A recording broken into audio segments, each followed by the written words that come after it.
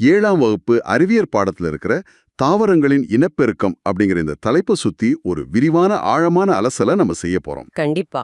இப்போ பாத்தீங்கன்னா ஒரு தாவரத்தை நாம உற்று கவனிச்சா அதுல பல பாகங்கள் இருக்கு.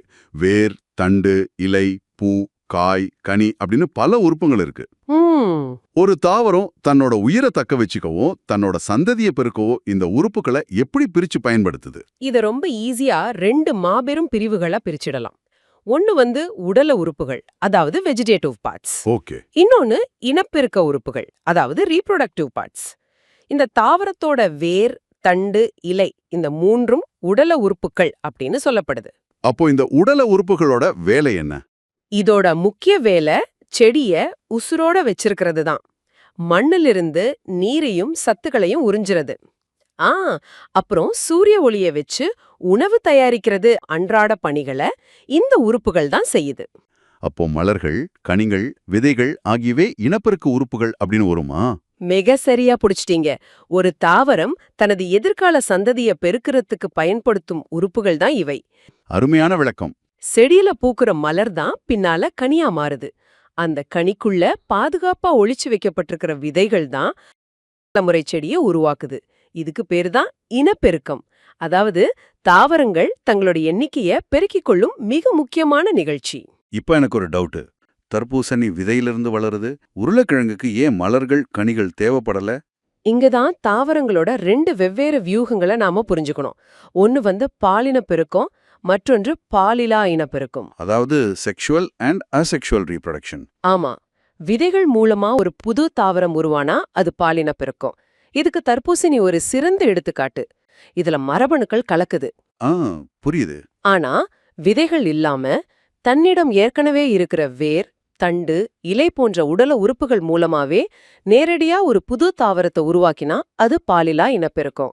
எனக்கு இப்போ கிளியரா புரியுது. புதிய செடிக்கு விதை மூல காரணம் என்றால் அது பாலின பெருக்கம்.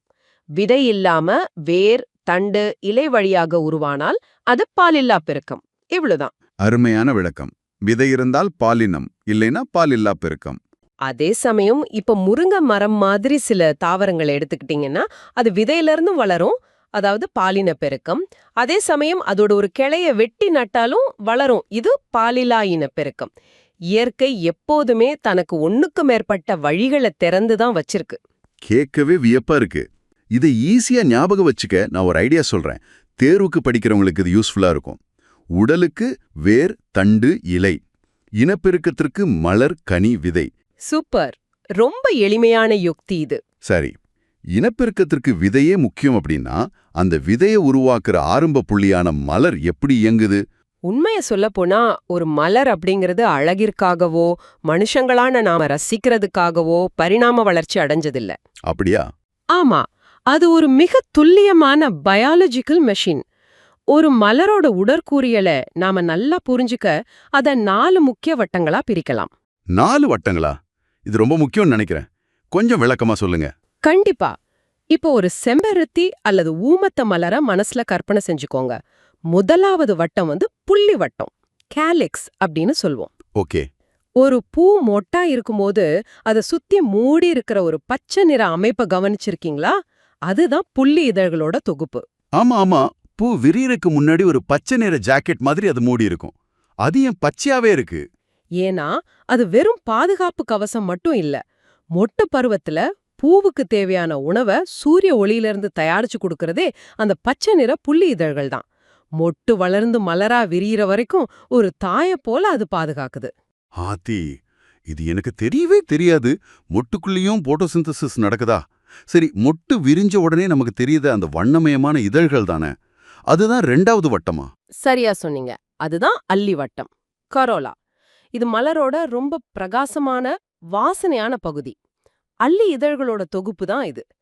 செம்பருத்தியில இது அடர் சிவப்பா இருக்கும், ஊமத்தையில வெண்மையான குழல் மாதிரி இருக்கும். இதோட ஒரே வேலை என்ன தெரியுமா?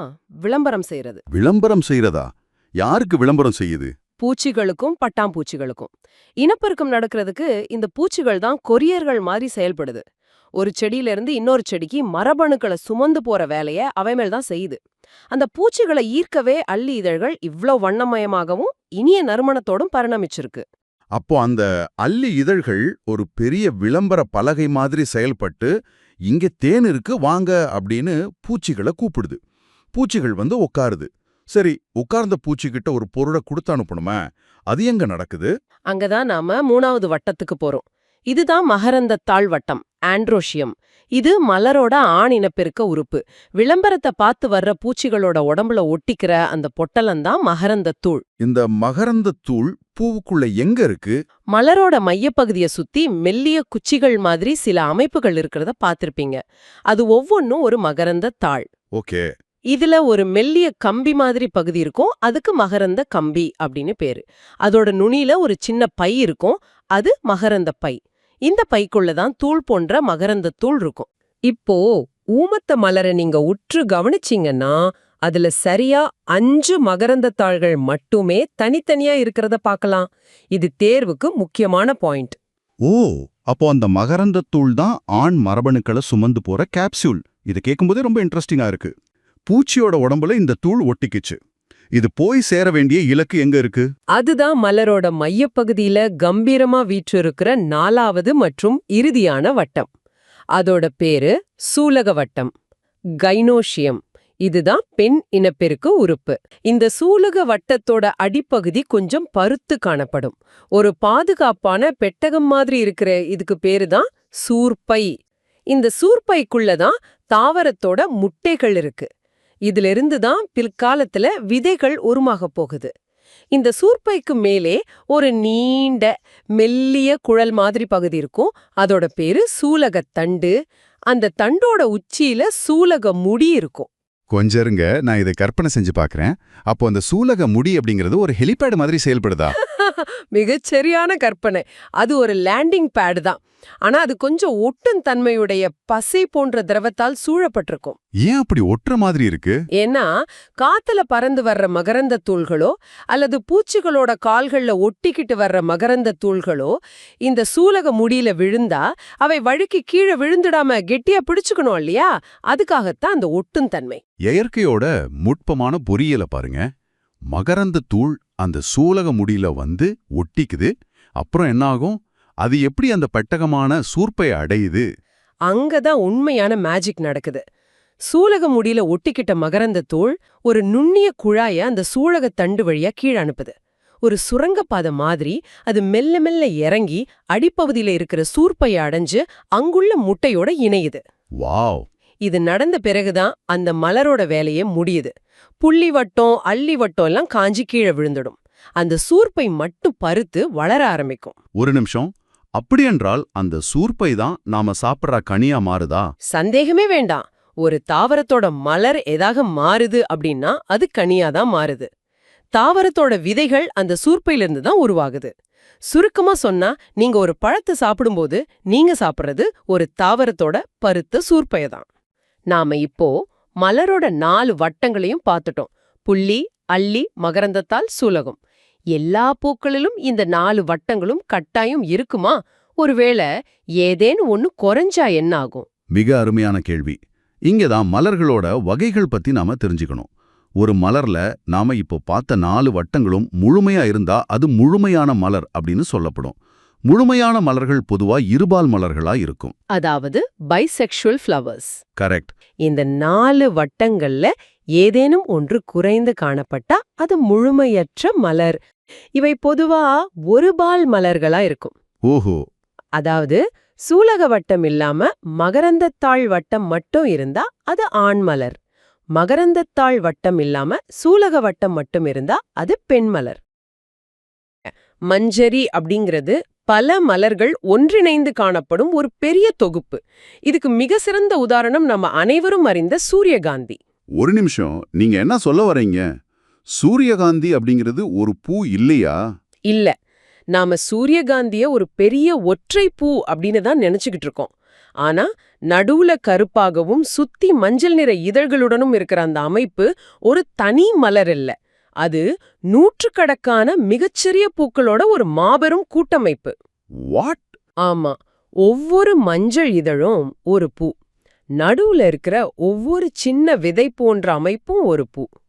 பல மலர்கள் ஒன்றிணைந்து ஒற்றை பூ மாதிரி வேஷமிடும் இந்த அமைப்புக்கு பேரு தான் மஞ்சரி. கிராமங்கள்ல சாதாரணமா காணப்படும் கிடத்தடி பூண்டு அப்படின்னு ஒரு செடி உண்டு. அதோட அறிவியல் பேர் ட்ராக்ஸ் ப்ரோக்யூம்பன்ஸ்.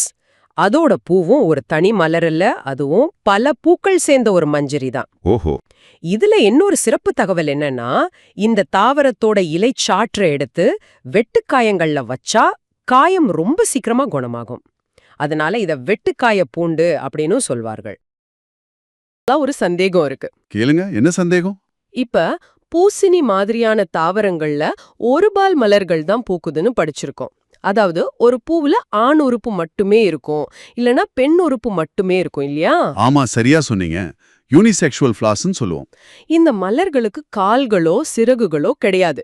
அப்படி இருக்கும்போது ஒரு மலர்ல இருந்து மகரந்தம் எப்படி அவ்ளோ துல்லியமா இன்னொரு மலரை சென்றடையுது?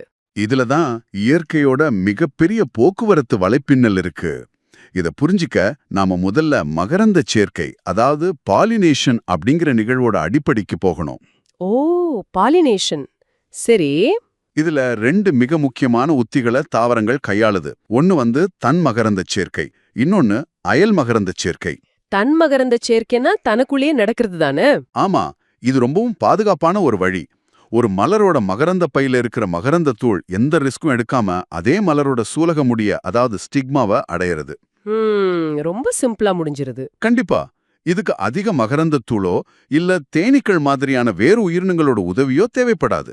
அப்படியானால் இது ரொம்பவும் எளிதானது தானே? எல்லா தாவரங்களும் இதையே பின்பற்றலாமே. ஏன் அயல் மகரந்த சேர்க்கைன்னு இன்னொரு முறைக்கு போகணும்? அங்கதான் இயற்கையோட மிகப்பெரிய லாஜிக் உடனே இருக்கு. பாத்தீங்கன்னா தன் மகரந்த சேர்க்கையில ஒரு மிகப்பெரிய குறைபாடு இருக்கு. என்ன குறைபாடு? அதுல உருவாகிற புதிய தாவரத்துல எந்த புதிய பண்புகளும் இருக்காது. தாய் செடியோட அச்சசலான ஜெராக்ஸ் நகல் மாதிரியே தான் அது இருக்கும். ஓ, அப்போ ஏதாவது நோய் வந்தா? சரியா யோசிச்சீங்க. ஒருவேளை ஒரு புதிய நோய் வந்தா அந்த மொத்த தாவர கூட்டமும் எந்த எதிர்ப்பு சக்தியும் இல்லாம அழிஞ்சு போயிரும். ஆனா அயல் மகரந்த சேர்க்கை அப்படி இல்ல.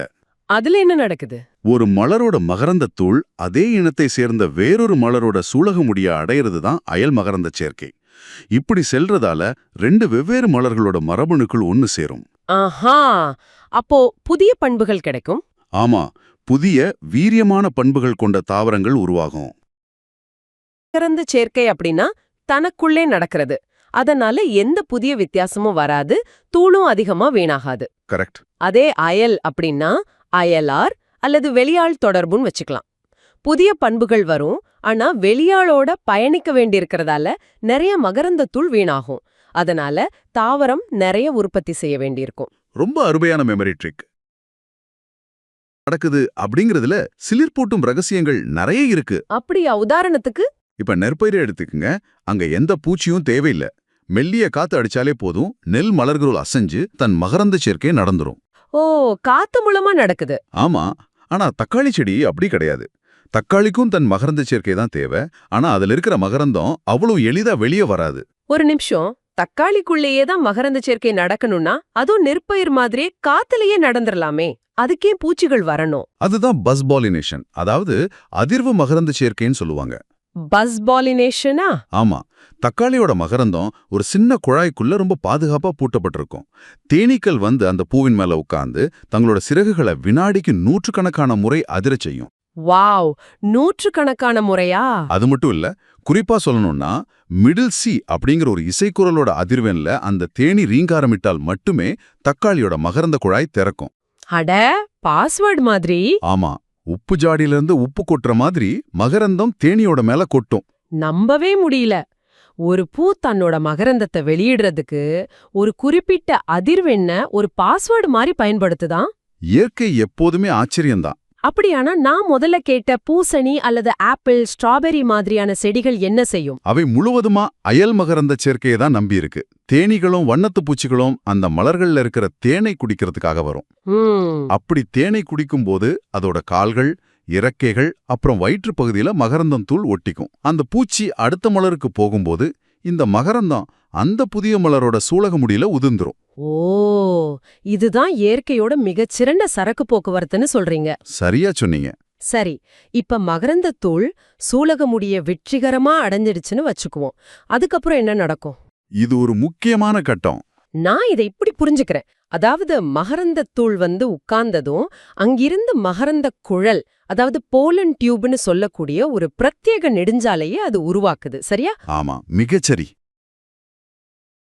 மகரந்தத்தூள் சூலக முடியில உட்கார்ந்த உடனே சில வேதிப்பொருட்களை சுரக்கும். ஓ, கெமிக்கல்ஸ் யூஸ் பண்ணுதா? ஆமா, அந்த வேதிப்பொருட்கள் தாவர திசுக்களை கரைச்சி தனக்கான ஒரு சுரங்கப்பாதையை அப்படியே உருவாக்கிட்டே செல்லும். அட, அந்த சுரங்கப்பாதை வழியாதான் ஆண் கேமிட் ரொம்ப மெதுவா பயணிச்சு சூர்ப்பையை, அதாவது ஓவரியை அடையும். சூர்ப்பைக்குள்ள என்ன இருக்கும்? சூர்ப்பைக்குள்ள உருண்டையான சூல்கள், அதாவது ஓவியூல்ஸ் இருக்கும். அந்த சூல்களுக்குள்ள இருக்கிற பெண் கேமீட்டோட ஆண் கேமீட் இணையும். இந்த இணைப்புக்கு பெயர் தான் கருவுறுதல், ஃபர்டிலைசேஷன் இங்கிலீஷ்ல சொல்லுவோம். சரி, இப்ப கருவுறுதல் முடிஞ்சிருச்சு. அதுக்கப்புறம் அந்த அழகான மலருக்கு என்ன ஆகுது? அந்த வண்ணமயமான இதழ்கள் எல்லாம் என்னவாகும்? இத தேர்வுல ஒரு கையேடு மாதிரி பாயிண்ட் பாயிண்டா எழுத வேண்டியிருக்குமே. கண்டிப்பா, இத ஒரு 3 எளிய குறிப்புகளா நீங்க நினைவில் வச்சுக்கலாம். கருவுறுதல் நடந்த உடனே தாவரங்கள் மிகச்சிறந்த பொருளாதார நிபுணர்களா மாறிடும். ஓ, எக்கனாமிக்ஸ் பேசுமா?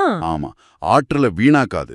குறிப்பு 1 என்னன்னா, மலரை அழகாக்கி கொண்டிருந்த அல்லிதழ்கள், அதாவது பெட்டல்ஸ், அப்புறம் மகரந்தத்தாள், சூலகத்தண்டு, இது எல்லாமே உதிர்ந்துரும். ஏன் உதிர்ந்துருது? ஏன்னா இனிமே பூச்சிகளை கவர்ந்து எடுக்க வேண்டிய அவசியம் இல்ல. அதை பராமரிக்க தாவரம் தன்னோட ஆற்றல வீணாக்காது. லாஜிக்கா இருக்கு. குறிப்பு 2 என்ன? குறிப்பு 2, சூர்ப்பை, அதாவது ஓவரி தனக்குள்ள உணவை சேமிச்சு பருத்து கனியா மாறும். ஃப்ரூட்னு சொல்றோம்ல, அதுதான். சரி, அப்போ 3வது குறிப்பு. குறிப்பு 3, அந்த சூர்ப்பைக்குள்ள இருந்த சூல்கள், அதாவது ஓவியூல்ஸ் தான் விதைகளா மாறும். சூப்பரான குறிப்புகள். ஆனா ஒரு நிமிஷம் நிறுத்துங்க. என்னாச்சு? எல்லா பூக்கள்லயும் எல்லா பாகங்களும் உதிர்ந்துராத. எதை வச்சு அப்படி சொல்றீங்க? நான் கத்திரிக்காயிலையும் வெண்டைக்காயிலையும் ஒரு பச்சை நிற காம்பு பகுதிய ஒரு கிரீடா மாதிரி பாத்திருக்கேனே, அதையும் உதிர்றதில்ல. உங்க கவனிப்பு நிஜமாவே அற்புதம். அது ஒரு விதிவிலக்கு. ஓ, எக்ஸெப்ஷன் இருக்கா?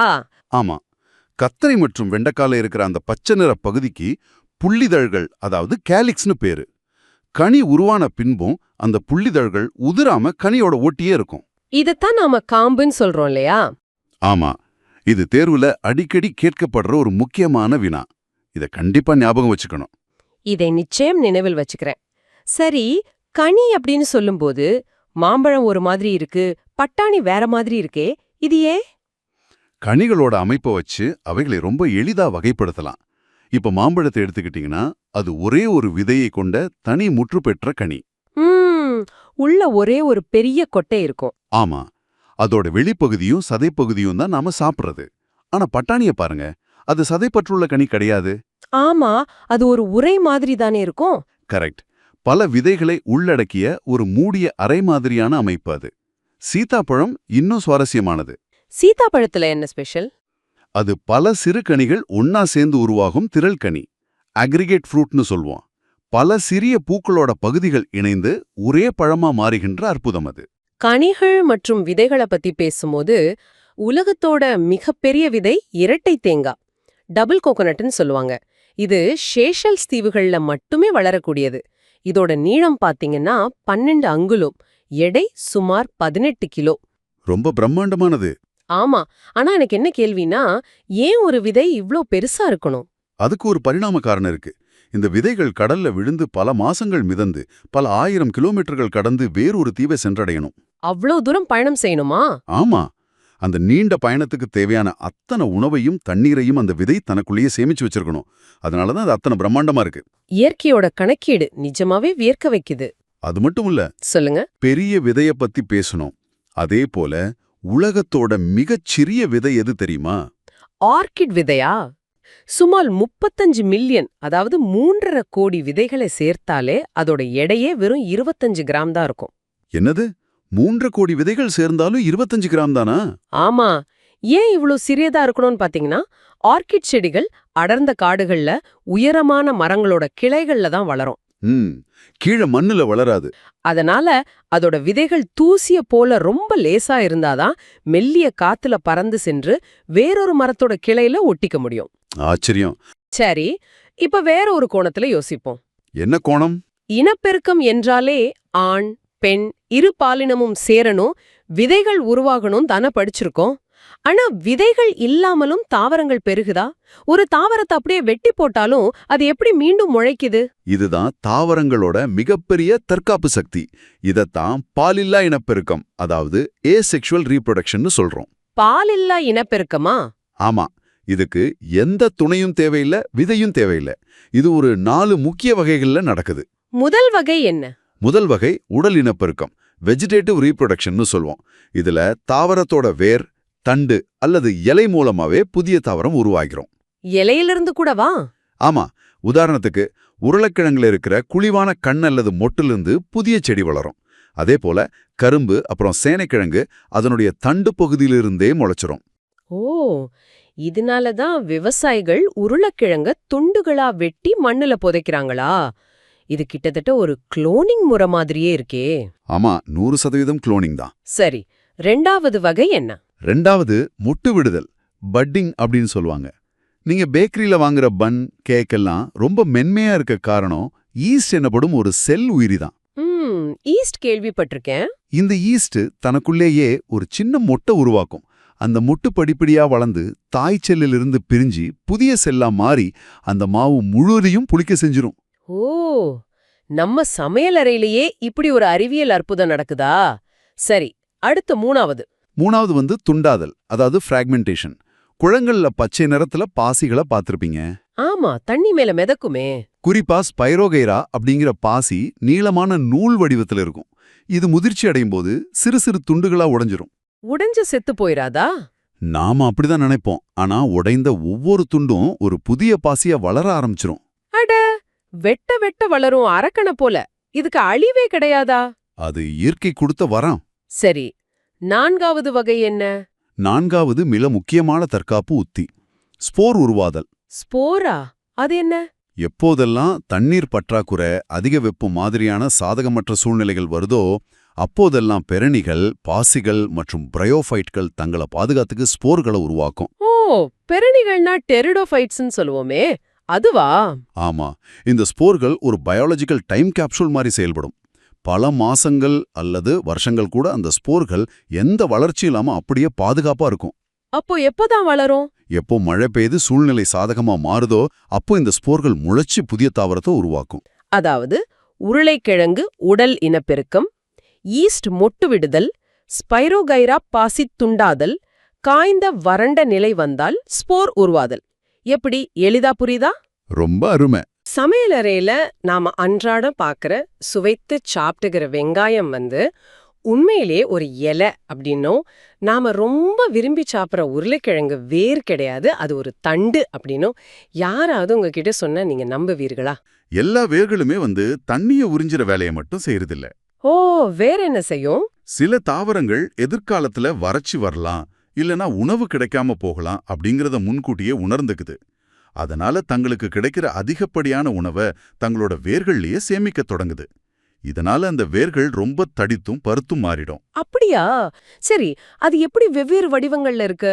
இப்போ முள்ளங்கி ஒரு மாதிரி இருக்கு, கேரட் ஒரு மாதிரி இருக்கு, அது ஏன்? அதுதான் அதோட தகவமைப்பு. இதை நாம ஒரு 3 முக்கிய வகைகளா பிரிக்கலாம். சரி, முதல் வகை என்ன? முதலாவது கதிர்வடிவ வேர். முள்ளங்கி நடுவுல மட்டும் பருத்து 2 முனையிலையும் சிறுத்து இருக்கும். அதனால அது கதிர்வடிவ வேர். ஆஹா, அப்படியானால் பீட்ரூட் ஏன் ஒரு பம்பர மாதிரி இருக்கு? அதோட அடிப்பகுதி ரொம்பவே கூர்மையா முடியுதே, இதுவும் ஒரு யுக்தி தானா? மிகச்சரியா கணிச்சிங்க. இதத்தான் நாம பம்பர வடிவ வேர் அல்லது டாப் ஷேப் அப்படின்னு சொல்றோம். டர்னிப் அப்புறம் பீட்ரூட் இதுக்கு உதாரணங்கள். அதாவது மேல் பகுதி உருண்டையாவும் கீழ்ப்பகுதி ஊசியாவும் இருக்கிறது. ஆமா, இவை பெரும்பாலும் மண்ணோட மேற்பரப்பிலே தங்களுக்கு தேவையான உணவை சேமிச்சிடும். அதனால கீழ்ப்பகுதி பருத்து உருண்டை வடிவிலும் ஆழமா செல்லும் மேல் பகுதி சடக்கன சிறுத்தும் ஒரு தலைகீழ் பம்பரம் மாதிரி மாறிடும். பீட்ரூட் பார்க்கவே ஒரு சிவப்பு நிற பம்பரம் மாதிரி தான் இருக்கு. அப்படியானால் கேரட் அது மேலிருந்து கீழாக கூர்மையாகிக்கிட்டே போகுதே, அது என்ன வடிவம்? அது கூம்பு வடிவ வேர், கோன் ஷேப். இதோட மேல் பகுதி ரொம்ப பருத்தும் அடிப்பகுதியை நோக்கி கூர்மையாக சிறுத்தும் காணப்படும். கடினமான மண்ணை ஊடுருவி செல்ல இந்த கூம்பு வடிவம் கேரட்டுக்கு பெரிதும் உதவுது. ஆக முள்ளங்கி, பீட்ரூட், கேரட் 3மே உணவை சேமிக்கும் வேர்கள் தான், ஆனா வடிவங்கள் வேற. இது அற்புதமா இருக்கு. சரி, இதெல்லாம் சின்ன செடிகள். பல 100 வருடங்கள் வாழும் மிகப்பெரிய மரங்கள வேர்கள் எப்படி தாங்குது? சாதாரணமா மண்ணுக்குள்ள இருக்கிற வேர்கள் மட்டும் போதுமா? கண்டிப்பா பத்தாது. மிகப்பெரிய மரங்களுக்கு கூடுதல் ஆதாரம் தேவைப்படுது. இத தாவரவியல்ல ஆதாரம் தரும் வேர்கள் அப்படின்னு சொல்றோம். ஆதாரம் தரும் வேர்கள்னா இப்போ ஆலமரத்துல விழுதுகள் இருக்குமே, அதுவா? ஆமா, அந்த விழுதுகள் தான் தூண் வேர்கள். மரத்தோட கிளைகள் ரொம்ப நீளமாகவும் கனமாகவும் வளரும்போது அந்த பாரத்தை தாங்க அதோட கிளைகள்ல இருந்தே செங்குத்தா வேர்கள் தோன்றி பூமியை நோக்கி வளரும். பாக்குறதுக்கு மரத்துக்கு எக்ஸ்ட்ரா கால்கள் முளைச்ச மாதிரி இருக்கும். சரியா சொன்னீங்க. ஆனா கரும்பு மாதிரியான ஒல்லியான செடிகளும் உயரமா வளருதே, அது காற்றில் முறிந்து விழாம எப்படி தப்புது அப்படின்னு என்னைக்காவது யோசிச்சிருக்கீங்களா? ஆமா, கரும்பு ரொம்ப உயரமா வளரும். ஆனா அதோட தண்டு ரொம்ப ஒல்லியா இருக்குமே. அங்கதான் முட்டுவேர்கள் வருது. கரும்பு, மக்காச்சோளம் மாதிரியான தாவரங்களை சுத்தி அதோட தண்டின் அடிப்பகுதியில் இருக்கிற கணுக்கள்ல இருந்து கொத்தான வேர்கள் தோன்றி தரையில சாய்வா ஊன்றும். ஓ, ஒரு சரிந்து விழும் சுவருக்கு கட்ட கொடுத்து முட்டு கொடுக்கற மாதிரி முட்டு கொடுக்குதா? சரியா பிடிச்சிட்டீங்க. அதான் முட்டு வேர்கள். இது தவிர பற்று வேர்கள் அப்படின்னு ஒன்று இருக்கு. வெற்றிலை, மிளகு கொடிகள் எல்லாம் ஒரு ஆதாரத்தின் மீது ஏறுறதுக்கு இந்த வேர்கள் தான் உதவுது. எவ்வளவு துல்லியமான வடிவமைப்பு. சரி, இந்த சுவாச வேர்கள் அப்படின்னு நான் எங்கேயோ படிச்சேன். மரங்கள் மூச்சு விடுறதுக்காக வேர்களை மண்ணுக்கு வெளியே நீட்டுறது அப்படின்னு கேட்கும்போதே வியப்பா இருக்கே. இது சதுப்பு நிலங்கள்ல நடக்கும். அங்கே வளரும் அவிசீனியா மரங்கள்ல நீங்க இதை பார்க்கலாம். சதுப்பு நில மண்ணுல எப்போதுமே தண்ணீர் தேங்கி சகதியா இருக்கும். அதனால மண்ணுக்குள்ள காத்து இருக்காது. ஆமா, அப்போ வேர்கள் எப்படி மூச்சு விடும்? அதுக்காக தான் இந்த வேர்கள் தரைக்கு மேல சின்ன சின்ன குச்சிகள் மாதிரி செங்குத்தா நீட்டிக்கிட்டு வளரும். இவற்றில் உள்ள நுண்துளைகள் மூலமா மரங்கள் வளிமண்டல காற்றை சுவாசிக்குது. இத நிமிட்டோஃபோர்கள் அப்படின்னு சொல்லுவாங்க. மத்த மரங்களோட கிளைகள்ல தொற்றிக்கொண்டு வளரும். மண்ணுல வளரலனா அதுக்கு எப்படி தண்ணி கிடைக்கும்? அதோட வேர்கள்ல வெலமென் அப்படிங்கிற ஒரு ஸ்பெஷல் திசு இருக்கும். இது காற்றில் உள்ள ஈரப்பதத்தை அப்படியே உறிஞ்சிக்கும். காற்றில் உள்ள நீரை குடித்து உயிர் வாழும் தொற்று வேர்கள். காற்றில் உள்ள தண்ணீரை குடிக்கிறதா? நம்பவே முடியல. அது மட்டுமா, கஸ்குட்டா அப்படின்னு ஒரு ஒட்டுண்ணி தாவரம் இருக்கு. இது தனக்கு தேவையான உணவை அதுவே தயாரிக்காது. மற்ற தாவரங்கள் மேல படர்ந்து தன்னோட வேர்களை அந்த தாவரத்தின் தண்டுக்குள்ள ஊடுருவ செய்து அதிலுள்ள ஊட்டச்சத்தை அப்படியே உறிஞ்சி வாழ்ந்துடும். அடப்பாவமே, ஒரு வேம்பயர் மாதிரி மத்த செடிகளோட சத்த உறிஞ்சிடுது. சரி, இந்த வேர்களுக்கு என்ன பேரு? இதுக்கு பேர் உறிஞ்சு வேர்கள் அல்லது ஹாஸ்டோரியா. வேர்கள்ல இத்தனை ரகசியங்களா? வேர்களை பார்த்துட்டோம், அடுத்தது தண்டு. இங்க நான் ஒரு விஷயத்த வன்மையா மறுக்க போறேன். சொல்லுங்க, என்ன அது? இஞ்சி, உருளைக்கிழங்கு இதெல்லாம் மண்ணுக்கடியில விளையுதுன்னு எனக்கு நல்லா தெரியும். மண்ணுக்கடியில இருந்தா அது வேறு தானே. அது எப்படி தண்டோட மாற்று இருக்கள் அப்படின்னு இந்த புத்தகம் சொல்லுது? உங்க கேள்வி நியாயமானதுதான். தண்டுன்றாலே அது நிலத்திற்கு மேல பச்சையா தான் இருக்கணும்னு ஒரு பொதுவான எண்ணம் நமக்கு இருக்கு. ஆனா அறிவியல்ல ஒரு உறுப்ப தண்டுன்னு நிரூபிக்க சில பண்புகள் இருக்கு. என்னென்ன பண்புகள்? அதாவது கணுக்கள், கணுவிடைகள், செதில் இலைகள் மற்றும் மொட்டுக்கள் ஆகியவை இருக்கணும். வேர்கள்ல இதெல்லாம் இருக்காது. ஆனா உருளைக்கிழங்குலையும் இஞ்சியிலையும் இவை ரொம்ப தெளிவா இருக்கு. அதனால அவை தண்டுதான். ஓஹோ, அப்படியானால் தண்டு தரைக்கு மேலேயே உணவை சேமிக்காம ஏன் தரைக்கு அடியில போய் வளரணும்? அது முழுசா தற்காப்புக்காகத்தான். ஆடு மாடுகள் கடிச்சு விடக்கூடாதுங்கிறதுக்காகவும் சுட்டெரிக்கும் வெயில்ல இருந்து தப்பிக்கவும் அது தன்னோட நிலத்தடி ஃப்ரிட்ஜ மண்ணுக்கடியில பத்திரமா மறைச்சு வைக்குது. செம பிரில்லியன்ட். சரி, தரைக்கடியில தண்டு மாறுது. அப்போ தரைமேல் வளரும் தண்டுல ஏதாவது மாற்றம் நடக்குதா? நடக்குது. பாலைவனத்துல வளரும் சப்பாத்தி கள்ளி எடுத்துக்கோங்க. வறண்ட பாலைவனத்துல செடியில இலைகள் இருந்தா அதுல இருக்கும் துளைகள் வழியா தண்ணீர் எளிதா ஆவியாறிடும். ஆமா, தண்ணி கிடைக்கிறதே கஷ்டம். அதனால தண்ணீரை தக்க வைக்க அதோட இலைகள் கூர்மையான முட்களா மாறிடுச்சு. இருங்க, இலைகள் முட்களா மாறிடுச்சுன்னா அந்த செடிக்கு உணவு யாரு தயாரிப்பா? ஒளிச்சேர்க்கை நடக்கணுமே. அங்கேயும் தண்டு தான் பொறுப்பு எடுத்துக்குது. இலை செய்ய வேண்டிய வேலைய தண்டு தன் தோள்ல சுமந்துக்குது. அதற்காக தண்டு ரொம்ப அகன்ற சதைப்பற்றுள்ள பச்சை நிற பகுதியா மாறி ஒளிச்சேர்க்க செய்யும். ஒரு இலை தொழில் தண்டு அப்படின்னு சொல்லுவோம். அதனாலதான் சப்பாத்தி கள்ளியோட தண்டு அவ்வளோ தடிமனாகவும் பச்சையாகவும் இருக்கு. சூப்பர். அடுத்து இந்த தரையொட்டிய தண்டின் மாற்றுகள், அதாவது தரைக்கு மேலேயே கிடைமட்டமா படர்ந்து வளருபவை பத்தி சொல்லுங்க. இதுல ஒரு 4 வித்தைகள் இருக்கு. முதலாவது ஓடு தண்டு அல்லது ரன்னர். வல்லாரை செடி இதுக்கு உதாரணம். இது நிலத்தோட மேற்பரப்பிலேயே கிடைமட்டமா ஓடி கணுக்கள்ல வேர்களை விட்டு புதிய செடியை உருவாக்கும். தரையோடு தரையா ஓடும் வல்லாரா. ரெண்டாவது ஸ்டோலன், காட்டு ஸ்ட்ராபெரி. இது வல்லார மாதிரி அப்படியே தரையோடு படராம கொஞ்சம் மேல் நோக்கி வளர்ந்து ஒரு சின்ன பாலம் மாதிரி வளைஞ்சு மண்ணை தொடும். தொடுவிடத்துல புதிய தாவரம் உருவாகும். வல்லார ஓடுதண்டு, ஸ்ட்ராபெர்ரி, ஸ்டோலன். மூணாவது வகை என்ன? மூணாவது தரைக்கீழ் ஓடுதண்டு, ஆங்கிலத்துல சக்கர்.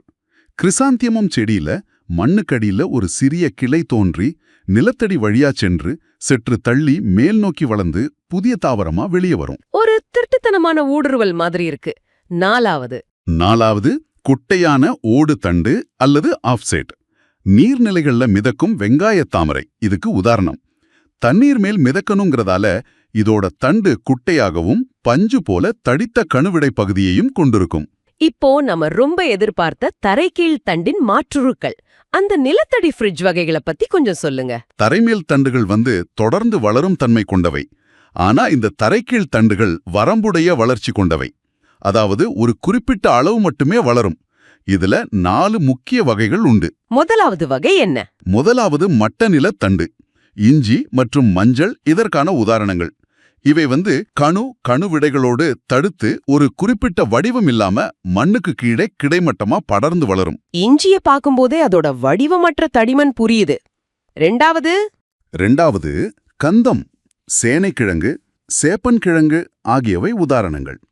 இவை வட்ட வடிவுல இருக்கும், செங்குத்தா வளரும், அப்புறம் இதோட மேல் மற்றும் அடிப்பகுதி தட்டையாக காணப்படும். அப்போ உருளைக்கிழங்கு எந்த வகை? அதுதான் மூணாவது வகையான கிழங்கு. இது ஒரு கோள வடிவில் உணவை சேமிக்கும் பெரிய தரைக்கீழ் தண்டு. இதுல சிறு சிறு பள்ளங்கள் இருக்கும், அதனுள் முளைக்கும் மொட்டுகள் இருக்கும். அதத்தான் நாம கண்கள் அப்படின்னு சொல்றோம். ஆமா, வீட்ல உருளைக்கிழங்க ரொம்ப நாள் பயன்படுத்தாம வச்சிருந்தா அதுல இருந்து சின்ன செடி முளைச்சு வர்றத நானே பாத்திருக்கேன். நாலாவது வகை என்ன? நாலாவது தான் ரொம்ப ஆச்சரியமானது. குமிழம், வெங்காயம் மற்றும் பூண்டு. இதோட தண்டு ரொம்ப குறுகி சுருங்கி ஒரு சின்ன தட்டு மாதிரி மாறி அடிப்பகுதியில இருக்கும். அத சுத்தி அடுக்கடுக்கா இலைகள் இருக்கும். அப்போ நாம சமைக்கிற வெங்காயம்? ஆமா, நாம வெட்டி சமைக்கிற வெங்காயத்தோட சதைப்பற்றுவ பகுதி அப்படிங்கிறது உணவு சேமிச்சு வச்சிருக்க அந்த இலைகள் தான். என்னது, வெங்காயத்துல நாம சாப்பிடுறது இலைகளையா? இத்தனை நாளா இதை தெரியாம சாப்பிட்டிருக்கேனே. சரி, இதையும் தேர்வுல குழப்பமில்லாம எழுத ஒரு யுக்தி சொல்லுங்களேன். ரொம்ப சுலபமான யுக்தி இது. படிக்கும்போதே அந்த மாற்றுருவோட பேரோட தாவரத்தின் வகையை சேர்த்து ஒரே வார்த்தையா வாசிச்சு பழகுங்க. இஞ்சி மட்டம், உருளைக்கிழங்கு, வெங்காய குமிழம், சேனைகந்தம். இஞ்சி மட்டம், உருளைக்கிழங்கு, வெங்காய குமிழம், சேனைகந்தம். சூப்பர்.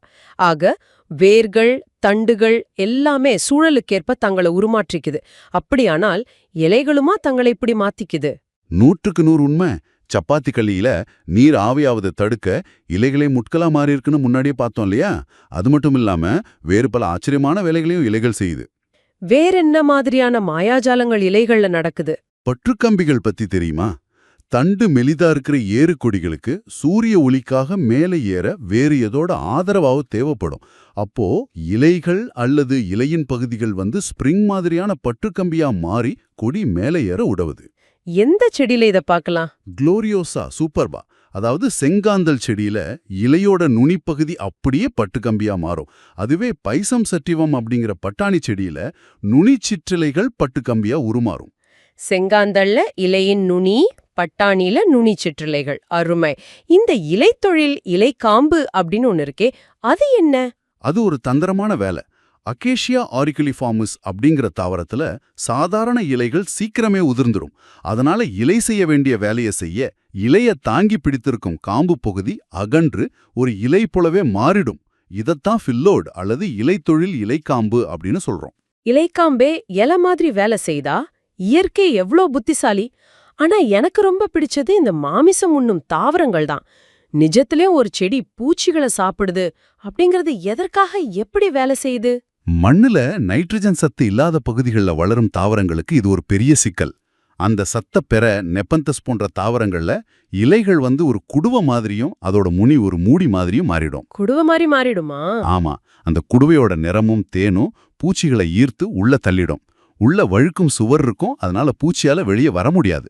உடனே இலைக்குள்ள செரிமான நொதிகள் சுரந்து அந்த பூச்சிகளை அப்படியே செரித்து அதில் உள்ள நைட்ரஜனை உறிஞ்சிக்கும். இலை ஒரு குடுவையா மாறி பூச்சிகளை வளைவிரிச்சு பிடிக்குது. உண்மையிலேயே திகிலூட்டுது. மாணவர்களே, நீங்களும் என்னோடு சேர்ந்து பதில் சொல்ல பழகுங்க. ஆரம்பிக்கலாம். முதல் 10 கேள்விகள் வேர்கள் பத்தி. 1. கதிர் வடிவ வேருக்கு எடுத்துக்காட்டு. முள்ளங்கி, 2. பம்பர வடிவ வேருக்கு எடுத்துக்காட்டு. பீட்ரூட், அப்புறம் டர்னிப். 3. கூம்பு வடிவ வேர் எது? கேரட், 4. ஆலமரத்தில் உள்ள வேர் வகை. தூண்வேர், 5. கரும்பு மக்காச்சோளத்தில் உள்ள வேர். முட்டுவேர், 6. வெற்றிலை மிளகில் காணப்படும் வேர். பற்றுவேர்கள், 7. அவிசீனியா மரத்தில் உள்ள வேர். சுவாசவேர், 8. சுவாச வேர்களின் மற்றொரு அறிவியல் பெயர். நிமாட்டோஃபோர்கள், 9. வாண்டா தாவரத்தில் உள்ள வேர். தொற்றுவேர், 10. தொற்று வேர்களில் காற்றில் உள்ள ஈரப்பதத்தை உறிஞ்சும் ஸ்பெஷல் திசு. வெலமன். முதல் 10 கேள்விகளை அசால்ட்டா தாண்டிட்டீங்க. அடுத்த 10 கேள்விகள் இதோ. 11. கஸ்குட்டா தாவரத்தில் உள்ள வேர். உறிஞ்சிவேர், 12. உறிஞ்சு வேர்களின் அறிவியல் பெயர். ஹாஸ்டோரியா. 13. சப்பாத்திக் கள்ளியில் உணவு தயாரிப்பது எது? தண்டு, அதாவது இலை தொழில் தண்டு. 14. சப்பாத்திக் கள்ளியில் முட்களாக மாறியிருப்பது எது? இலைகள். 15. வல்லாரை எந்த வகை தண்டு? ஓடு தண்டு. 16. காட்டு ஸ்ட்ராபெர்ரி எதற்கு எடுத்துக்காட்டு? ஸ்டோலன். 17. கிறிசாந்திமம் தாவரத்தின் தண்டு வகை. தரைக்கீழ் ஓடு தண்டு அல்லது சக்கர். 18. வெங்காயத் தாமரை எதற்கு எடுத்துக்காட்டு? குட்டையான ஓடு தண்டு. 19. இஞ்சி மஞ்சள் ஆகியவை எந்த வகை தரைக்கீழ் தண்டு? மட்டநிலத் தண்டு. 20. வட்ட வடிவில் உள்ள தரைக்கீழ் தண்டு. கந்தம். பாதி கிணத்துல தாண்டிட்டோம். 21. சேனைக்கிழங்கு எதற்கு உதாரணம்? கந்தம். 22. கோள வடிவில் உணவை சேமிக்கும் தண்டு. கிழங்கு. 23. உருளைக்கிழங்கில் முளைக்கும் பகுதி என்னவென்று அழைக்கப்படும்? கண்கள். 24. தட்டு போன்ற குறுகிய தண்டு எது? குமிழம். 25. வெங்காயம் பூண்டு எதற்கு எடுத்துக்காட்டு? குமிழம். 26. குமிழத்தில் உணவு எதில் சேமிக்கப்படுகிறது? சதைப்பற்றுள்ள இலைகளில். 27. செங்காந்தல் தாவரத்தின் அறிவியல் பெயர். குளோரியோசா சூப்பாபா. 28. செங்காந்தலில் பற்றுக்கம்பியாக மாறியிருப்பது எது? இலையின் நுனி. 29. பட்டாணியின் அறிவியல் பெயர். பைசம் சட்டிவம். 30. பட்டாணியில் பற்றுக்கம்பியாக மாறியிருப்பது எது? நுனி சிற்றிலைகள். இறுதி 10 கேள்விகள். 31. அகேஷியா அரிக்குலிஃபார்மிஸில் இலையாக மாறியிருப்பது எது? இலைக்காம்பு. 32. இலைக்காம்பு இலையாக மாறும் நிகழ்வின் பெயர் என்ன? ஃபில்லோட் அல்லது இலை தொழில் இலைக்காம்பு. 33. நைட்ரஜன் பற்றாக்குறையால் பூச்சிகளை உண்ணும் தாவரம். நெபெந்தஸ். 34. நெபந்தஸில் குடுவையாக மாறியிருப்பது எது?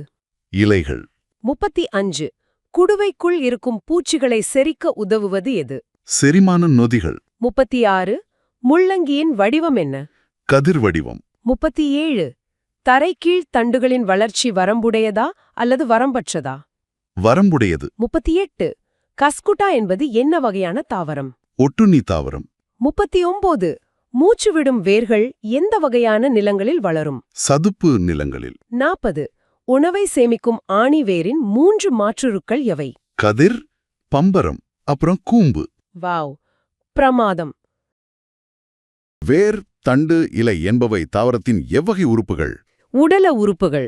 மலர்கள், கனிகள், விதைகள் என்பவை எவ்வகை உறுப்புகள்? இனப்பெருக்க உறுப்புகள். தாவரங்கள் எதன் மூலம் வளர்கின்றன? விதைகள். தாவரத்தின் மலர் எதாக மாறுகிறது?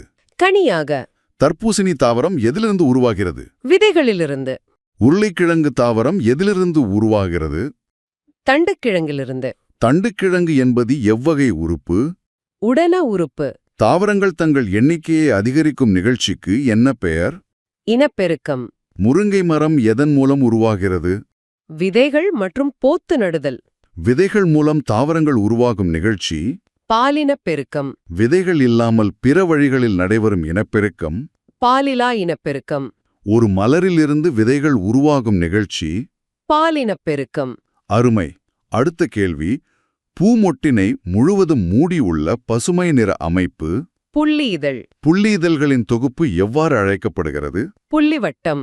மலரின் பெரிய மற்றும் பிரகாசமான பாகம் எது? அல்லி இதழ். அல்லி இதழ்களின் தொகுப்பிற்கு என்ன பெயர்? அல்லிவட்டம். இனிய நறுமணத்துடன் பூச்சிகளை கவருவது மலரின் எப்பகுதி? அல்லி இதழ்கள். ஊமத்தை மலரில் எத்தனை மகரந்தத்தாள்கள் காணப்படுகின்றன? 5. மலரின் ஆண் இனப்பெருக்க வட்டம் எனப்படுவது எது? மகரந்த தாழ்வட்டம். ஒரு மகரந்தத்தாளின் 2 பாகங்கள் யாவை? மகரந்த கம்பி, மகரந்த பை. மகரந்த பையிலுள்ள தூள் போன்ற பொருள் என்ன? மகரந்த தூள். சரி, தாவரத்தின் ஆண் இனப்பெருக்க உறுப்பு எது? மகரந்த தூள். மலரின் பெண் இனப்பெருக்க உறுப்பு எது? சூலக வட்டம். சூலக வட்டத்தின் பருத்த அடிப்பகுதிக்கு என்ன பெயர்? சூர்பை. தாவரத்தின் விதைகள் எதிலிருந்து உருவாகின்றன? சூர்பையிலிருந்து. சூர்பைக்கு மேலே உள்ள மெல்லிய குழல் போன்ற பகுதி? சூலகத் தண்டு. சூலகத்தண்டின் நுனியிலுள்ள ஒட்டும் தன்மையுடைய பகுதி? சூலகம் முடி. மகரந்தத் தூள்களை பெற்றுக்கொள்ளும் பகுதி எது? சூலகம் முடி. ஒரு மலரின் 4வது வட்டம் எது? சூலக வட்டம். கரெக்ட். 4 வட்டங்களும் உள்ள மலர் எவ்வாறு அழைக்கப்படும்? முழுமையான மலர். முழுமையான மலர் பொதுவாக எவ்வகை மலராக இருக்கும்? இருபால் மலர்.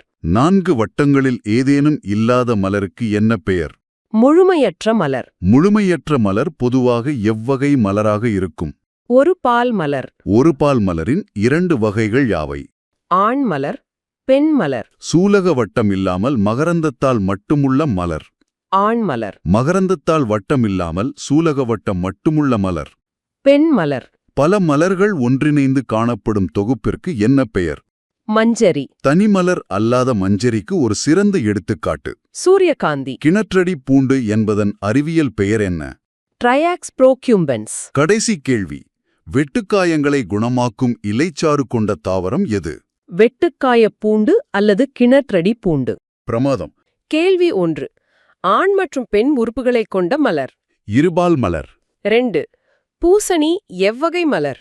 ஒருபால் மலர். 3. மகரந்தத்தூள் சூலகமுடியை அடைவது. மகரந்தச் சேர்க்கை. 4. ஒரு மலரின் மகரந்தம் அதே மலரின் சூலகமுடியை அடைவது. தன் மகரந்தச் சேர்க்கை. 5. ஒரு மலரின் மகரந்தம் வேறொரு மலரின் சூலகமுடியை அடைவது. அயல் மகரந்தச் சேர்க்கை. 6. அதிக மகரந்தத்தூள் வீணாகும் நிகழ்வு. அதுவும் அயல் மகரந்தச் சேர்க்கைதான். 7. புதிய பண்புகள் தோன்றும் முறையது. அயல் மகரந்தச் சேர்க்கை. 8. மனிதர்களால் உருவாக்கப்படுவது. சேர்க்கை மகரந்தச் சேர்க்கை. 9. காற்று, பூச்சிகள் மூலம் நடப்பது. இயற்கை மகரந்தச் சேர்க்கை. முதல் 10 கேள்விகளோட முடிவுக்கு வர்றோம். கேள்வி 10. நெல்லில் மகரந்தச் சேர்க்கை எதன் மூலம் நடக்கிறது? காற்று. மிகச்சிறப்பு. அடுத்த செட் கேள்விகளுக்கு போகலாம். 11. தக்காளியில் மகரந்தத்தூள் வெளியேற காரணம்? பூச்சிகளின் அதிர்வு, அதாவது பஸ் பாலினேஷன். 12. ஆப்பிள், ஸ்ட்ராபெரியில் நடப்பது? அயல் மகரந்தச் சேர்க்கை. 13. மகரந்தச் சேர்க்கைக்கு உதவும் காரணிகளின் பெயர்? மகரந்தச் சேர்க்கையாளர்கள். 14. சூலகமுடியை அடைந்த மகரந்தத்தூள் எதை உருவாக்குகிறது? மகரந்தக் குழல். 15. ஆண் மற்றும் பெண் கேமிட்கள் இணைவது? கருவுறுதல். 16. மலரின் பெண் கேமிட் எங்குள்ளது? சூலில் இருக்கு, அதாவது ஓவியோல். 17. கருவுறுதலுக்குப் பின் மலரின் சூர்பை என்னவாக மாறும்? கனி. 18. கருவுறுதலுக்குப் பின் சூழ்கள் என்னவாக மாறும்? விதைகள். 19. கருவுற்ற பின் அல்லிதழ்கள் என்னவாகும்? உதிர்ந்துவிடும். 20. கத்தரி, வெண்டைக்காயில் உதிராமல் இருக்கும் மலரின் பகுதி எது? புள்ளி வட்டம், அதாவது அந்த பச்சை நிறப்பகுதி. சரி, பாதி கிணற்ற தாண்டிட்டோம். தொடர்ந்து போகலாம். 21. மாம்பழத்தின் உட்புறம் எத்தனை விதைகளைக் கொண்டது? 1. 22. பல கனிகள் சேர்ந்து உருவாகும் திரள் கனிக்கு உதாரணம்? சீத்தாப்பழம். 23. பல விதைகளை உள்ளடக்கிய மூடிய அறை போன்ற கனி? பட்டாணி. 24. உலகின் மிகப்பெரிய விதை எது? இரட்டை தேங்காய். 25. இரட்டை தேங்காய் எங்கு காணப்படுகிறது? ஷீஷல்ஸ் தீவுகள். 26. இரட்டை தேங்காயின் எடை என்ன? 18 கிலோ. 27. உலகின் மிகச்சிறிய விதை எது? ஆர்க்கிட் விதை. 28. 35 மில்லியன் ஆர்க்கிட் விதைகளின் எடை என்ன? வெறும் 25 கிராம். 29 விதைகள் இல்லாமல் நடைபெறும் இனப்பெருக்கம். பாலில்லா இனப்பெருக்கம். 30 வேர், தண்டு, இலை மூலம் நடப்பது. உடல் இனப்பெருக்கம். 31 உருளைக்கிழங்கு எந்த முறையில் இனப்பெருக்கம் செய்கிறது? உடல் இனப்பெருக்கம் மொட்டு அல்லது கண் மூலமா. 32 கரும்பு, சேனைக்கிழங்கு எதிலிருந்து வளர்கின்றன? தண்டு. 33 பேக்கரியில் பயன்படும் பன் மென்மையாக இருக்க காரணம்? ஈஸ்ட். 34 ஈஸ்ட் எந்த முறையில் இனப்பெருக்கம் செய்கிறது? மொட்டு விடுதல். 35 ஸ்பைரோகைரா என்பது என்ன? பாசி, இழை வடிவன் கொண்ட பாசி. 36 ஸ்பைரோகைரா எப்படி இனப்பெருக்கம் செய்கிறது? துண்டாதல். 37 தண்ணீர் பற்றாக்குறை அதிக வெப்பத்தின் போது நடப்பது. ஸ்போர் உருவாதல். 38 பெரணிகள் எவ்வாறு இனப்பெருக்கம் செய்கின்றன? ஸ்போர்கள் மூலம். 39 பிரயோஃபைட்கள் எவ்வாறு இனப்பெருக்கம் செய்கின்றன? அவையும் ஸ்போர்கள் மூலமாதான். இறுதி வினா 40 மகரந்தக் குழல் எந்த பாதையின் வழியே சூர்ப்பையை அடைகிறது? சூலகத்தண்டு. வாவ், பிரமாதம்! நீங்க கேட்ட ஒரு வார்த்தை கூட தப்பில்ல. இந்த 40 கேள்விகளும் உங்களோட மனசுக்குள்ள இப்போ ஆழமா பதிஞ்சிருக்கும்னு நம்புறேன். கண்டிப்பா பதிஞ்சிருக்கும்.